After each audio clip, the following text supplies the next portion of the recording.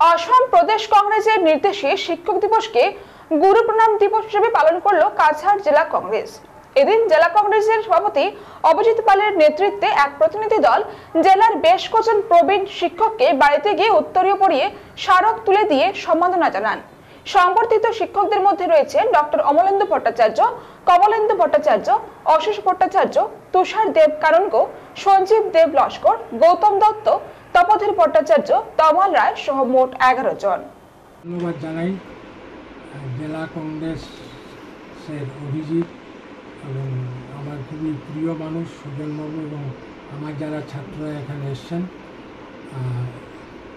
অবসরকালীন জীবনে যখন এরকম বিশেষ দিনে ছাত্ররা আসেন তখন মনে হয় যে অন্তত শিক্ষকতার যে একটা আলাদা মর্যাদা সেটা এখন বেড়ে আছে।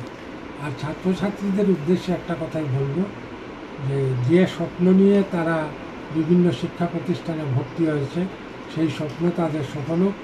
তবে সঙ্গে একটা কথাও বলবো যে সাম্প্রতিক সময়ে পড়াশোনার ক্ষেত্রে যে ব্যাপারটা দেখা যাচ্ছে যে সম্পূর্ণটাই নোট বেস, এটা না করে তারা যাতে মূল বইটা পড়ে